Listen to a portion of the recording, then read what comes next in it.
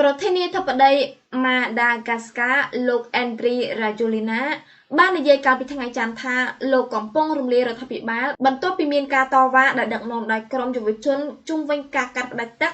និងកាត់ផ្តាច់ចរន្តអគ្គិសនីដែលអង្គការសហប្រជាជាតិបាននិយាយថាយ៉ាងហោចណាស់មានមនុស្ស22នាក់បានស្លាប់និងជាង100នាក់បានរងរបួស Madagascar គឺជាកោះធំមួយនៅមហាសមុទ្រឥណ្ឌាដែលស្ថិតនៅភាគខាងកើតនៃទ្វីបអាហ្វ្រិកដែលជាកោះឯករាជ្យមិនមែនជាផ្នែកនៃប្រទេសណាផ្សេងទេទីភ្នាក់ងារសារព័ត៌មាន Reuters បានរាយការណ៍នៅថ្ងៃទី30ខែកញ្ញាឆ្នាំ2025នេះថាការបំផុសគំនិតដែលទទួលបានឥទ្ធិពលការតវ៉ាពី Gen Z នៅប្រទេសកេនយ៉ានិងនេប៉ាល់ដែលការតវ៉ា3ថ្ងៃនេះគឺធំជាងគេបំផុតនៃកោះនៅមហាសមុទ្រឥណ្ឌាត្រូវបានមើលឃើញក្នុងរយៈពេលច្រើនឆ្នាំមកនេះការតវ៉ានេះបានក្លាយជាបញ្ហាប្រឈមធ្ងន់ធ្ងរបំផុតចំពោះប្រធានាធិបតី Rajoelina ចាប់តាំងពីលោកឈ្នះការបោះឆ្នោតឡើងវិញនៅឆ្នាំ2023ប្រធានាធិបតីបាននិយាយថាលោកចង់បង្កើតចន្លោះសម្រាប់កិច្ចសន្ទនាជាមួយយុវជនវ័យក្មេងហើយបានសន្យាថានឹងចាត់វិធានដើម្បីជួយដល់អាជីវកម្មដែលរងផលប៉ះពាល់ដោយការលួចឧត្តមស្នងការអង្គការសហប្រជាជាតិដែលទទួលបន្ទុកខាងផ្នែកសិទ្ធិមនុស្សបាននិយាយថាអ្នកស្លាប់បាត់បង់ជីវិតរួមមានអ្នកតវ៉ា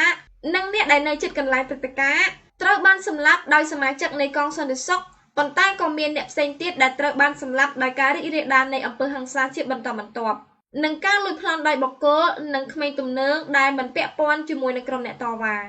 យ៉ាងណាក្រសួងការបរទេសរបស់កោះ Madagascar បានច្រានចោលទូរលេខជនរងគ្រោះដែលរាយការណ៍ដោយអង្គការសហប្រជាជាតិដោយនិយាយថាទិន្នន័យនេះមិនមែនចេញមកពីអាជ្ញាធរជាតិដែលមានសមត្ថកិច្ច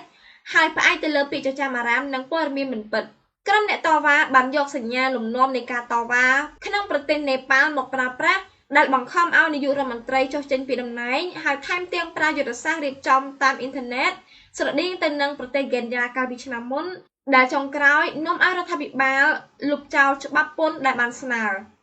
លោក Rajoelina បានឡើងកាន់អំណាចជាលើកដំបូងដោយរដ្ឋប្រហារនៅក្នុងឆ្នាំ2009ហើយលោកបានលាលែងពីតំណែងនៅឆ្នាំ2014ប៉ុន្តែបានក្លាយជាប្រធានាធិបតីម្ដងទៀតបន្ទាប់ពីការឈ្នះការបោះឆ្នោតនៅឆ្នាំ2018ហើយបានទទួលអាណត្តិលើកទី3នៅក្នុងឆ្នាំ2023នាងខ្ញុំខុនច័ន្ទតារារតន៍ VOD